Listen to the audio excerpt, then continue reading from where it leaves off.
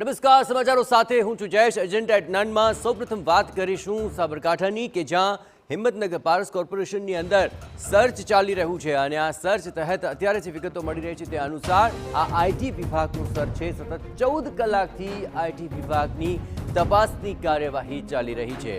આ કાર્યવાહી દરમિયાન જ એક શખ્સ 3,50,000નું આંગળું કરવા માટે પહોંચ્યો.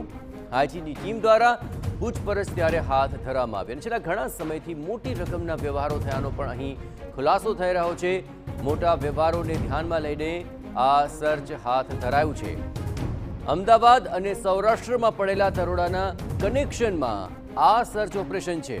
અત્રે ઉલ્લેખનીય છે કે આઈટી વિભાગની ટીમ શુક્રવારે સવારે જ પારસ કોર્પોરેશનની ઓફિસે પહોંચી ચૂકી હતી, પરંતુ ઓફિસ બંધ હોય ટીમ ઓફિસની બહાર જ બેસી રહી હતી. ત્યારબાદ ગત મોડી સાંજે ઓફિસ ખુલતા આઈટી વિભાગ દ્વારા સર્ચ શરૂ કરાયું હતું, જે હજુ પણ ચાલુ છે.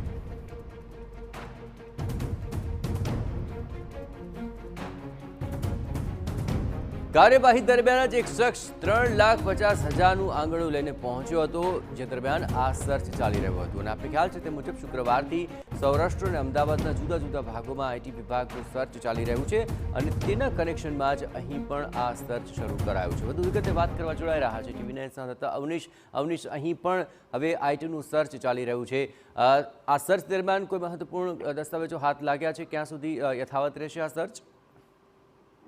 જે પ્રકારે અમદાવાદ અને સૌરાષ્ટ્રના વિસ્તારમાં દરોડા પડ્યા હતા તેને લઈને આ સર્ચ ઓપરેશન જે છે તે હિંમતનગરમાં પણ શરૂ કરવામાં આવ્યું હતું. હિંમતનગરના પારસ કોર્પોરેશન નામની જે પેઢી હતી ત્યાં આ સર્ચ કરવામાં આવ્યું હતું. ત્યાંથી કેટલાક વ્યવહારો જે છે તેના દસ્તાવેજો મેળવવા માટેની પ્રયાસ પણ કર્યો હતો અને આ ઉપરાંત કેટલીક રોકડ જે છે તે પણ હાથ લાગ્યો ઇન્કમટેક્સને, તે પ્રકારના સમાચાર સામે આવી રહ્યા છે. બિલકુલ અવનીશ, તમામ ગતિવિધિઓ પર આપ નજર રાખતા રહેજો. તો ગઈકાલથી સૌરાષ્ટ્ર અમદાવાદમાં જે આઈટી વિભાગે સપાટો બોલાવ્યો છે તે આજે હવે હિંમતનગર સાબરકાંઠા સુધી પણ પહોંચ્યો છે.